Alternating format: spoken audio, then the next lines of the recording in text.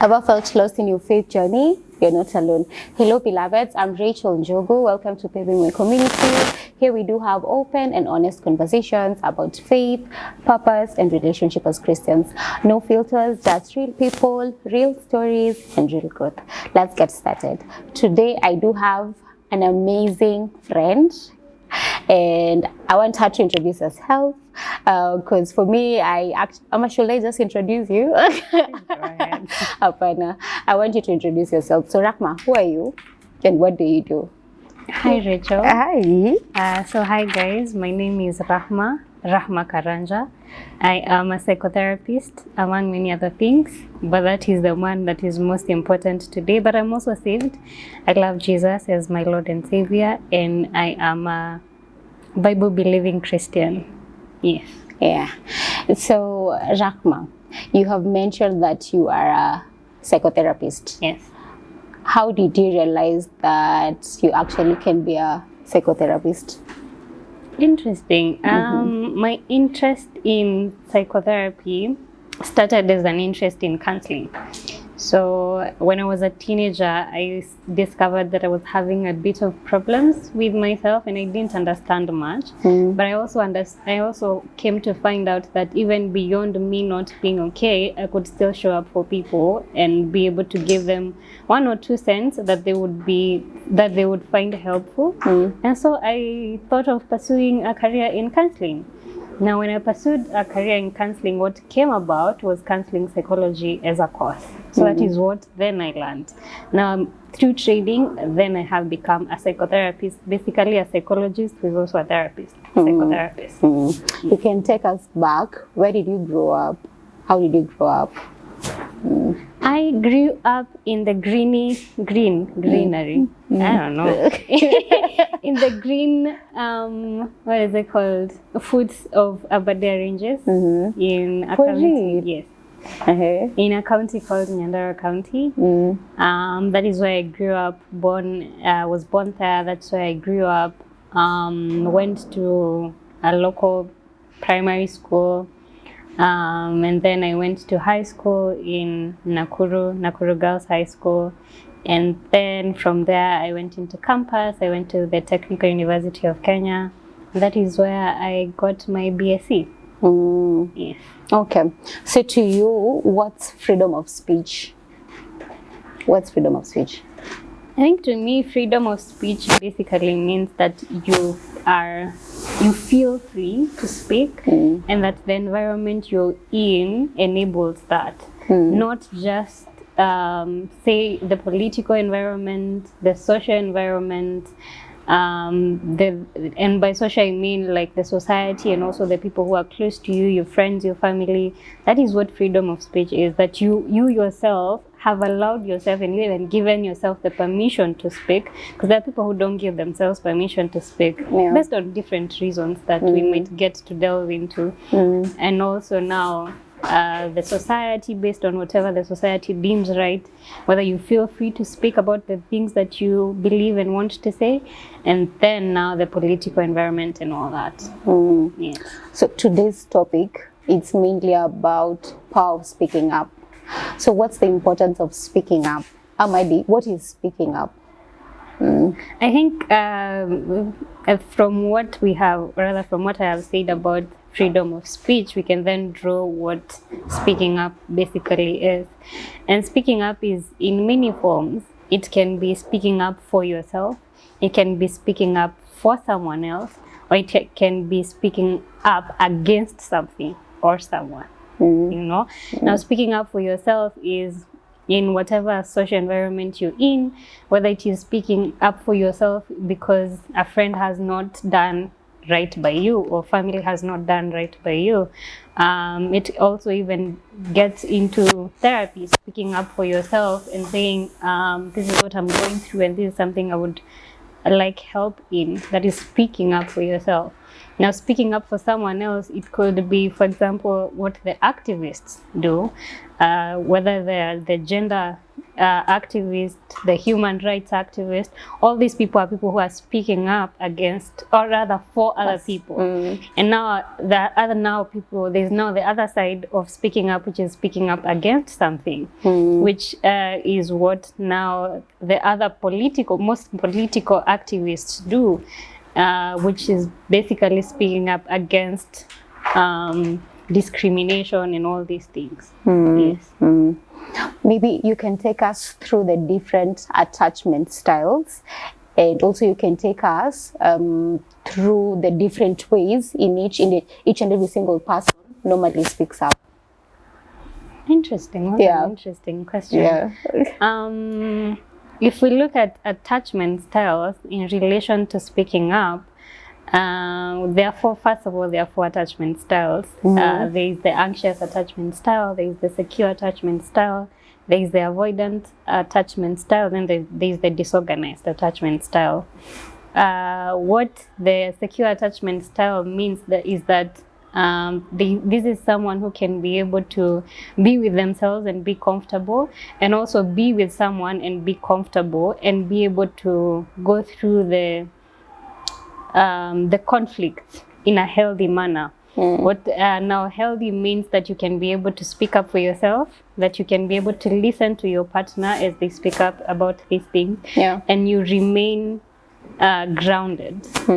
Now, on the other hand, when you think about anxious attachment, basically this is someone who finds it hard to be by themselves.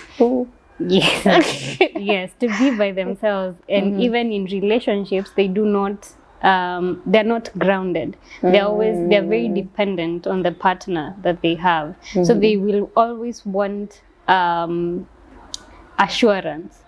Over and over and over again. Now, don't get me wrong, wanting assurance is not a bad thing, but it gets problematic when it's too much that you burden the other person. Yes. Whether in friendships or whether in a relationship or whether in whatever setting, it gets unhealthy. Now, for the other category, which is avoidant, is basically someone who is too okay being alone. To the point where love for them and attention is too much, that they would rather be by themselves. And when you show them love, the more you show them love, the more they detach, the more they go away. Yes. Because it is too much for them. They actually say that attention is too much, love is too much. And this could be because of many things, one of them being they never experienced it, so this is not normal for them. This is throwing their nervous system out of balance, and so that is where they get to detach from it.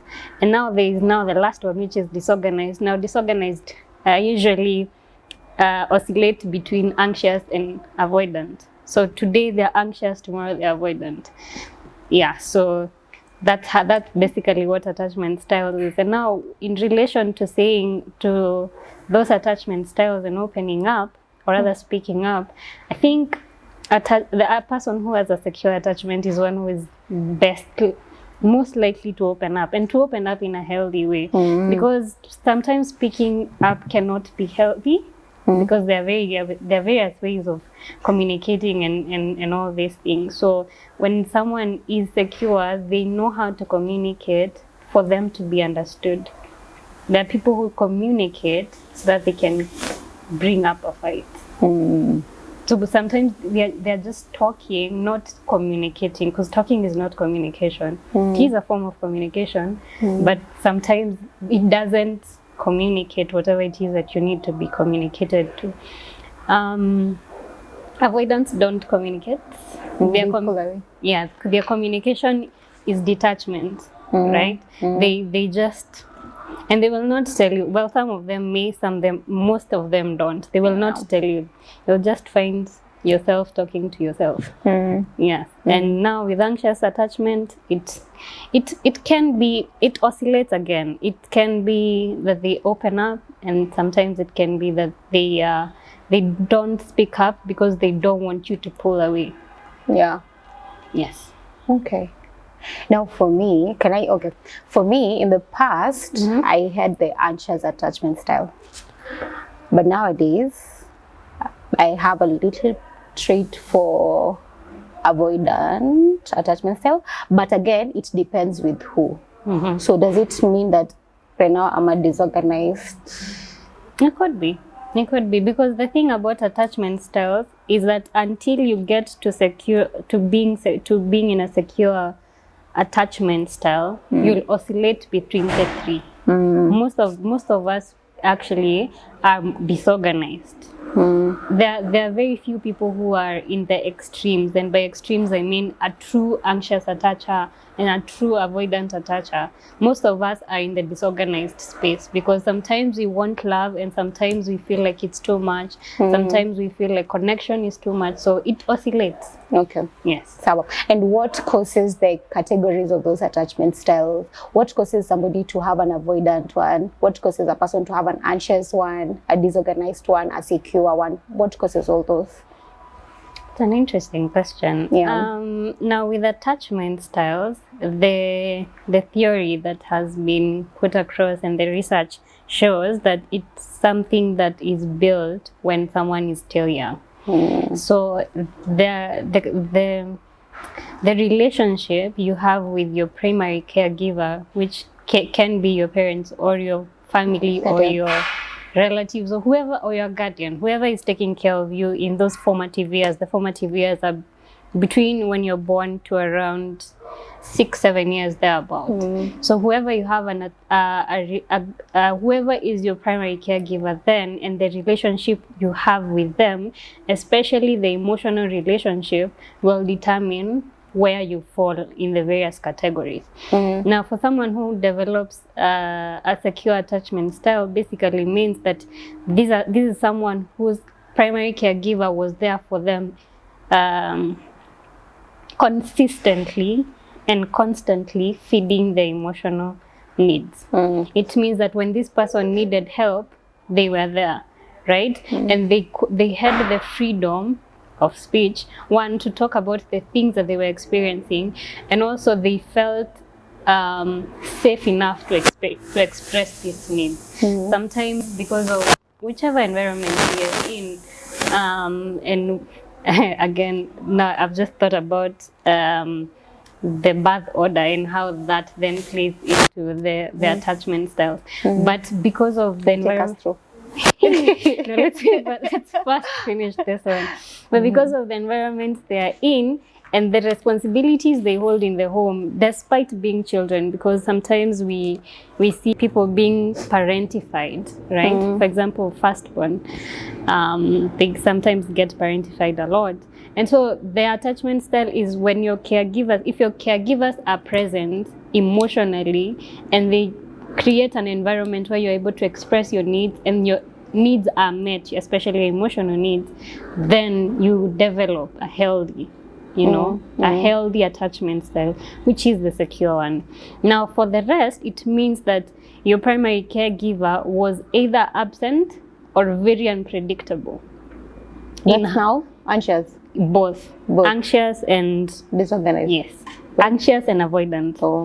Disorganized is a combination of the other two now. So basically it means that when you were growing up, you did not have a healthy say outlet for your emotions, and and even you were not even getting the healthy. So whatever you are putting out is not healthy, whatever you're getting is not healthy. So then that is now how people become anxious, because you do, for example, if you're in an unpredictable home, you feel like you always have to be right, there is very little room for being wrong.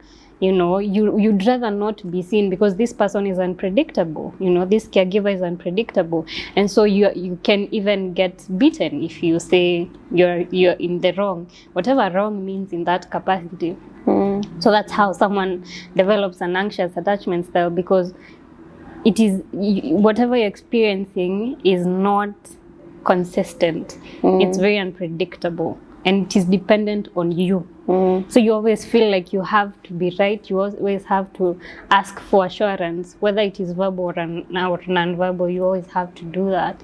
Now, with the avoidance, chances are their caregivers were not there you know, to provide these emotional needs. Sometimes we find that parents are busy, and so they are trying to provide for these kids, but then the emotional needs are not catered for. And that's how then people end up having the avoidant attachment style. Now with disorganized, which is interesting, is that now it happens with both.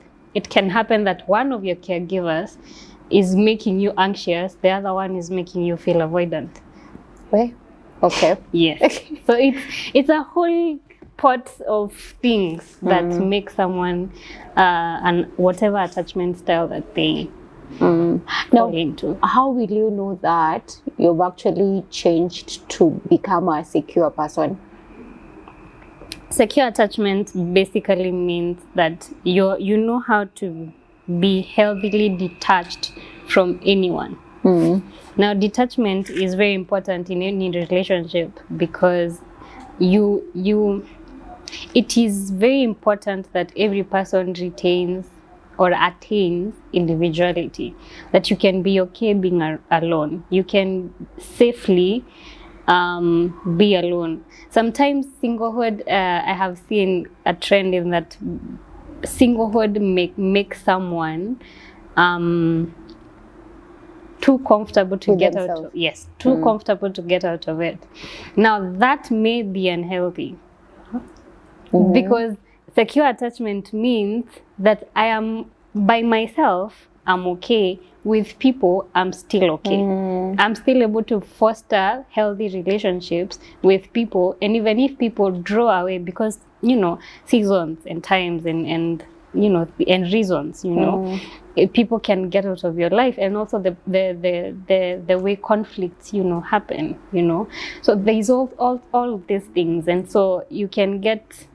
It means that when you are sexually attached, you can be able to be in a healthy relationship. Yeah. And you can be able to be with yourself in a healthy way, be with others in a healthy way, that you do not get to the point of having panic attacks because of the thought of someone not being in your life, especially because you have drifted or something like that. Don't get me wrong, grieving a relationship is very valid, and you should grieve a relationship. But then when you get to the point of having panic attacks, anxiety attacks, then it means you're not maybe very healthy. And also in relationships, that can be seen in the way you solve conflict, in the way you have communication, healthy communication in this case, that you can actually, and then you know how affirmed you are in the person you are, that you don't have to become performative so that someone can love you. Yeah. Yes. I think those are some of the things that you look out for, and then you realize that you've, you know, transitioned from whatever unhealthy attachment style to secure. And how does the victim mentality comes about? How does it normally comes about? In relation to? Like, there are people who normally have the victim mentality. How does it come about? The victim mentality, I think, comes because you feel like you want attention to yourself, and you don't want to take accountability for your actions. Because basically the victim mentality means that in whatever situation that is happening, it means that you want to be the one who is wronged, even if you're the one who has done wrong. Yeah. And even in any situation, that sometimes things happen to us, you know, like you and I could be friends, and then something happens, right? It doesn't necessarily have to be between us, but then I make it seem as if you are the one who wronged me, yet it was an external, you know, occurrence. Basically, that is what victim mentality is, that whatever situation comes about, I'm the one who was wronged. Whether I was the one who wronged, whether it was an external force, or whether it was actually that I was wronged, you know, because now victim mentality goes beyond being a victim. Because being a victim, everybody sometimes is a victim of circumstances, of people, and all these things. Now the mentality means that you've taken up this thing and you run with it and you always say everybody is out to get me, Yeah. and I'm always having to be defensive. Yes. Okay. So it now brings about the defensiveness. Yes. So if anything is brought about, you start just defending yourself. Yes. Well, so what's the importance of therapy?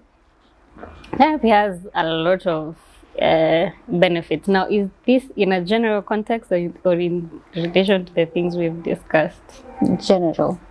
Generally. One of the best, well, it is not one of the best, but one of the importances of therapy is understanding yourself. I think most people go about life without having understood themselves. And so therapy, basically what it does, there is the aspect of therapy which is psychoeducation, which is basically what we've been doing for the past couple of minutes, where you get educated on the various things. So you get educated on your behavior, why you behave that way, what then you can do to change it, what is healthy, what is unhealthy, how do I overcome this. So that is one of the benefits of therapy. Another one we can think about is fostering healthy relationships, because when you become a better person, you're able to show up for people in a better way. For example, now say someone who has been going through the anxious attachment style, and then when they discover this and actually realize this is the problem and then how to solve it, then they can show up better to the people who are in their lives, right? Another one is being able to, again, become a better person, right? Because because sometimes, or rather in most cases actually, we may not be going through life in the very in a healthy way, right? So when we get to heal and when we get to address the traumas that we've had, the wounds that we have had, and the healing comes, then we are able to become better people, better versions of ourselves, right? Something else I can say that is a benefit of therapy is being able to get help to manage your mental health issues and say disorders and all that, because there are many disorders. And please let us get educated on the disorders. Don't go out there calling everyone who is organized that they have OCD. Yeah. Don't do that. You wound me. You wound me when you do that. It's so getting to know then what are these disorders, what the bipolar disorder is. Can you take us through the disorders? Oh, there are so many. There are so many. You can talk about OCD, bipolar. Okay. Now, OCD is obsessive compulsive disorder. Now let's try and look at it. Let us now try and discuss what basically it is. O stands for obsessive, which means this is something that you're obsessing over, that you keep doing over and over and over again. Compulsive means that you can't help yourself. There is an internal compulsion to do something. Yeah. Then obsessive compulsive disorder, yes. So whatever it is that you're obsessing over, you have no will against whatever the compulsion is. It could be cleanliness. It could be organization, that something has to be in a certain in a certain place at a certain time. Now, I think when we're talking about OCD, why people think that everyone who is organized and is particular about their space and how that looks is because of the organization bit. Being organized does not mean you have OCD. It really doesn't. It means that this whatever you're obsessing over, say it's cleanliness, let's say it's this Bible, right? Say it has to be at a certain angle, in a certain way, at a certain place, right? And if someone removes it, then it becomes something that you struggle with. Like you cannot go over, like you cannot go about your day, right? For something to be qualified as a disorder, it has to go through 4 Ds. I don't know if I remember all of them, but the first one is dysfunction. That whatever it is that you're experiencing, the experience that you're experiencing, you cannot function if something is not happening. Like even you yourself, you cannot function. The other day is, I think, do I remember? Yeah, but anyway, basically I'll get back to that. Yes, but it means that one, you are very dysfunctional, you can't function. You can't it even gets to the point where you can't even take care of yourself to some extent. You can't even be able to be in relationships and things like that. Yeah, so I think that I'll get back to the 4 Ds of a disorder, but those are some of the things that we should, be careful about. Don't call everybody who is experiencing joy right now and the next time they're experiencing sadness bipolar.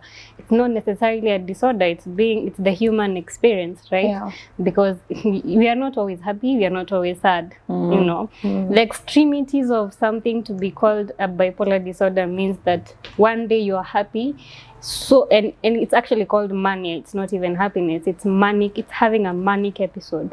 You're too energized, you can't control yourself, you can't even sit still, and things like that. Now the opposite of it is the depressive disorder, or rather the depressive episodes, where you can't even be able to take care of yourself. You're in your bed, you can't even be able to function. That is what makes it bipolar. That one day you're manic, the other day, okay, not one day, in one season you're manic, in the other season you are depressive. That's what makes it a bipolar disorder. Yeah, so those are some of the disorders that I can. Okay. Yeah. Okay. And how can we make our relationships better? In terms Like, how can we make our relationships better? Let's say now you have taken us through the different types of attachment style. Let's say an avoidant and an anxious person. How can they stay together in a healthy manner? That would be right. but I think And Heidi, when dating, you can start asking somebody, which attachment style are you? So how can now an anxious person and an avoidant person relate? I think then that goes back to what I think one of the benefits of therapy is that you're able to understand yourself, then you're able to heal and become a better person. Because when you become a better person, you're able to show up for the other person in a better way, right? Yeah. And communication, I think I always say that there is nothing that cannot be said. Communication is so a lot. Conversation. If we just let's be very honest, it's true and communication. Have conversation. Talk to someone. Tell them, hey, when you do this and this and this, it makes me feel this and this and this. What can we do? Can you then change this behavior to this? So then you are able to, in a sense, tell someone how to treat you, which reduces then the amount of conflict that you have between yourselves. And then you become a better person, and then you show up for your partner in the best way that you can. Because I think one of the reasons why relationships do not work is that people get into relationships to get, right? Most people are not givers in relationships, because when you're a giver, it means that I am loving you and I will try to love you in the best way that you receive love, right? And if there is something about me, whether it is something I have learned from society, whether it is something that I have picked up from growing up, whether it is something that is internal, right? Because there are some behaviors that are internalized, that if I see this is not serving you and it's not serving this relationship, I can be able to change so that I show up the best way I can. So I think the best way, for any relationship to thrive and to have better relationships is be a giver. That, and then be with another giver. Don't be a giver and then be with someone who is a taker and they are not giving you anything, because then it will feel like you're trying to buy love, which is unhealthy. So I think that is one of the best way. Pursue therapy. I'm always an advocate for therapy, because you get to understand yourself. You get to even learn how to solve conflict better, because there are times when people are not able to solve conflict, I had mentioned in passing about the the birth order theory and how then that plays into our personalities, right? So if a firstborn and a lastborn are dating, what then does that look like? If a lastborn and a lastborn are dating, what then does that look like? Please take us through. Please take us through. What happens when a firstborn and lastborn date? I think then it would need for you to learn what the personalities of any of the birth order theory looks like, right? When you think about someone who is, and then again, disclaimer, this does not apply to everyone. Okay. Right? This does not apply to everyone. It's just a theory that helps people to be able to be categorized because of the way they show up for others. You know, for example, when you think about firstborns are people who in some cases have become parentified, which means that they have that from a young age they started taking the roles of parents and helping the parents bring up the younger siblings who have come, which means this is someone who is very responsible. This is someone who may not necessarily know how to deal with emotions and emotional people because they had to grow up. They did not manage to have this emotional part of them well brought up because they had to mature very quickly. And so being overly emotional does not necessarily always make sense. There's someone who is always a go-getter. They're always trying to solve things. There's someone who knows how to be independent, you know, because they had to mature. And then this is someone who is always told your siblings are looking up to you, so they have to be there's little room for getting it wrong. And then this is also someone who has experienced their parents as being first time parents, right? So huyu ni mtoto mwenye the parents are getting it wrong with them, right? They're not getting it right, because at least now when the other children come, you can be able, the parents now have learned that when you do this happens. Parenting has literally no manual. Granted, there are so many magazines out there helping you, but every experience with every child is very different. So that is what now as a firstborn will look like. A second-born or a middle child, these are people who they are more outgoing, right? Because the strictness of the parents has gone down a bit. So this is someone who is a go-getter because they have learned from the firstborn. Exactly. But they have more room to get it wrong. Because if the parents are living with this, are leaving you with, say, your firstborn, then it means that the strictness is a bit lower, and you can be able to get away with a lot of things. And unfortunately, sometimes even parents, when this second or rather this middle child does wrong, the firstborn is the one who is punished. So sometimes they can be people who get away with wrongdoing many times, because the parent is like, you were the firstborn. Exactly. Ulikuwa wapi akifanya hivi? And so you see, they do not necessarily learn what accountability is. And again, this is not everyone. This is not everyone. And then now, when a lastborn comes, depending on however many children are between the firstborn and the lastborn, again, even in the middle child, there are different personalities within there, because there are those who can get away with a lot of things, but then there is another one who might come and see that as I am getting away with a lot of things, my firstborn is taking the back of it, which then they become a bit more compassionate and they are able to show up better.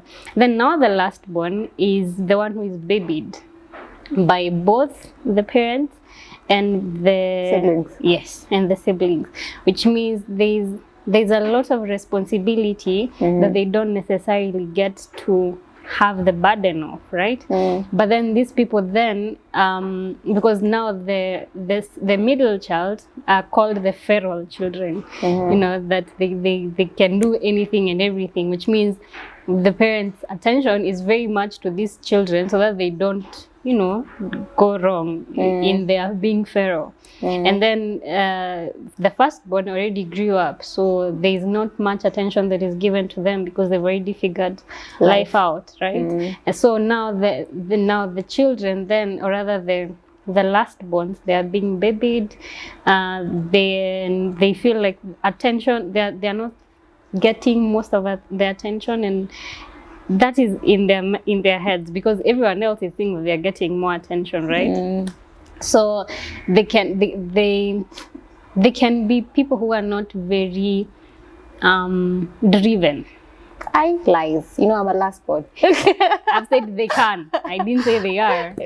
Yes, so they can be people who are not very driven. But then on the other flip side, they can be people who are very driven because they are trying to prove that I can be like my firstborn, and I'm not just a baby. Oh, okay. Yes, I'm not just a baby. Even if you do not think of me as a grown-up, I'm not just a baby. So there are so many dynamics. Again, in therapy, it's not a one-size-fits-all. Rather, in psychology, I think that's the best way to put it. You know, there is always exceptions to the rule. There is always people who fit the fold of whatever rule there is. You know, these are only theories and studies that are helping us to understand things. So if you do not find yourself in part of whatever characteristics I've listed there, it doesn't mean you're not a lastborn, it doesn't mean you're not a firstborn. It just means you do not fit the fold. It means probably you got a very healthy family to grow up in.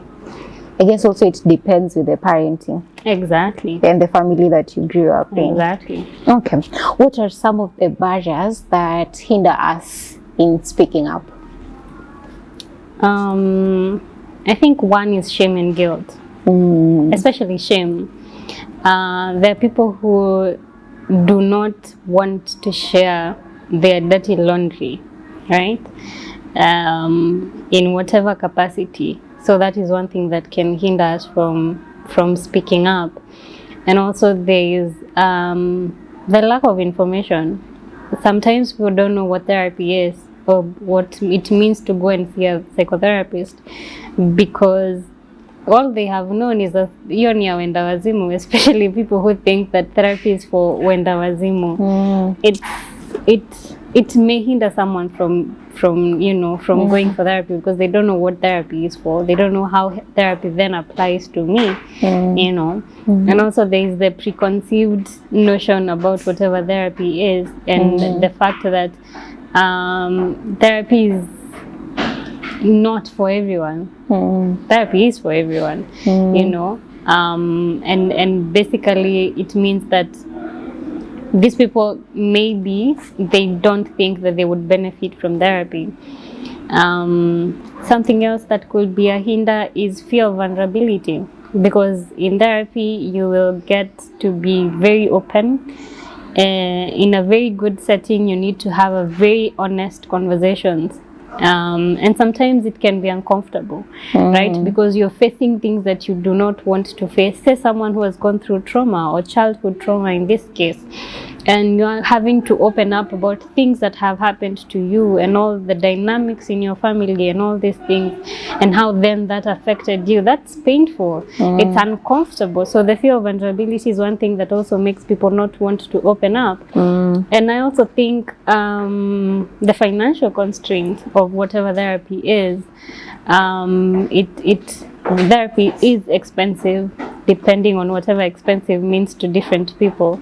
So you may not be able to find whatever it is that you need and whatever therapy you need. And so all these things, and also realizing that there are very many types of therapy. Not many types of therapy, many types of therapists. Yes, there are people, there are therapists who address different things, that there are therapists to address, you know, all these things. And also denial, right? People would rather go about life not dealing with whatever it is that they are dealing with, because Sorry? Rejection. Rejection. What do you mean by rejection? Amma, what do you mean when you say denial? This person doesn't think they need therapy, right? They want to believe they are self-sufficient. Say you've gone through a traumatic experience, but then you'd rather not deal with it because it's it's too much. You don't want to go through the motions of explaining what happened and how it happened and how that affected you. So all these things, so you deny and you're like, mi sihitaji therapy, mi niko sawa. You know, that's one of the things that can hinder someone from, Hey, kwanza Christians. So how do you advise Christians? Okay, yes, you have a relationship with God, but also you have to undergo therapy. Because ukweli, God heals and He restores. But now how do you normally now advise Christians to at least also do therapy? I think it's because most Christians do not understand the concept that God heals, but sometimes He uses people to heal. It's like how you are sick and you know God is Jehovah Rapha, but then you still go to hospital and you get medication for these things. God has empowered people to do different things in the kingdom, right? If therapy was not important, then God would not have empowered anyone to do it. If medication was not important, He would not have given anyone the mind to actually figure out what this treats and what this can treat. So everything has its place, and I think therapy has its place because sometimes we may not even have gotten to having the relationship with God, or rather the Holy Spirit in this case, where you can actually sit down and have conversations and tell Him, this is what I'm going through, and it's verbatim. Sometimes it's one word, sometimes it's one sentence in one day, all these things. And there are some people who may not have even gotten to that point, right? And so you go to someone who has been empowered to have the knowledge to deal with these things and to even have the compassion to actually walk with you through this journey. So God heals, don't get me wrong, He does, but there is delivery that comes instantaneous, and then there is deliverance. There is deliverance that comes instantaneous. There is deliverance that takes a process. So you need someone to hold your hand as you're going through it.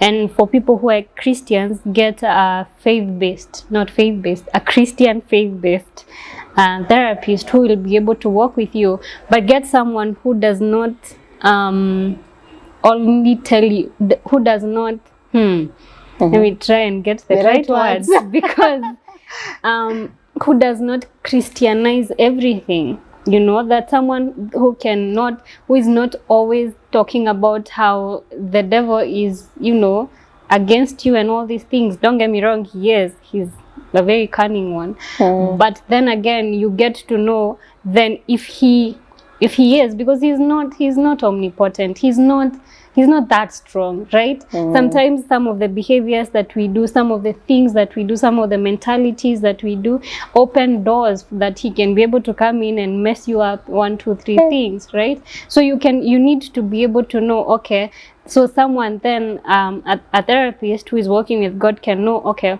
this is because everything is spiritual and most mental health issues are very spiritual. So then you can know this is the door that has been opened, and then this is how it is manifesting. So then how do we deal with it? Close this door and then deal with how it is manifesting to make this person a better person. So I think that's what therapy, especially in a Christian setting, is. Not that we are Christianizing everything, that we can be able to tell you this is what you did and this is how it is. Because sometimes there is this phrase that usually goes that we blame everything on Satan. Hata shetani mwenyewe anashangaa mimi nimeingilia wapi hapo. But it's because sometimes the behaviors that we are doing, the things that we have done over time, and they then have consequences, and all these things. So it is important for you to be, educated by someone who is knowledgeable on these things and not just looking at the spiritual side, because you have to be able, for you to be an effective Christian-based therapist, you have to be able to learn and to know what the spiritual base is, and then what the physical base is, and the mental is, and then how to merge them to be able to help people. In that, you're not dumbing down the Christianity side of it or the spiritual side of it, and you're not raising so much the psychological part of it, to be able to merge them and have a balance. You know, there are times that when we'll deal with the spiritual bit, then there are times we'll deal with the psychological bit, but all of them have to be balanced. You're not upholding one over the other. Yes. Well, but then now I'm thinking a lot of things. But I have a question for you guys as therapists. Where do you go for therapy now? Where do you go for therapy? You go to other therapists. Oh, okay. That's why I think there are very many types of therapists, right? There are therapists who, by virtue of their expertise and their professionalism and their training, are able to help other therapists, right? There are therapists who deal with different things. There are therapists who deal with relationships. There are therapists who deal with trauma. There are therapists who deal with disorders, you know, all these therapists. But Sasa, you have to know what you need, right? You have to know what you need. And also for therapists, you need to know whether you need what you need is mentorship, or whether what you need is therapy. Because those are two different things. Yeah. So we go to other therapists. Yeah. Well, Yani, I just feel like we need 2 hours. There's a lot to talk about when you think about therapy. There are a lot of things you have not covered. Postpartum. Like, I have a lot of questions. You'll come back again, Akindo. I will. Analyze. But thank you so much for coming. What's that one word you can leave the beloveds with regarding to therapy or anything? Yeah. Beloved, as you have been called. I think what I would leave you with is that seek therapy. Therapy is not just for people who are crazy. You know, seek therapy, talk to people, find healthy people to talk to. You know, don't just tell everyone anything. We were discussing about the importance of opening up, and opening up doesn't only mean to a therapist, right? You can open up to someone else, to a friend, to someone who is a spiritual authority to you. You can open up to your parents if that is something that you're open to. But the point is, open up. Don't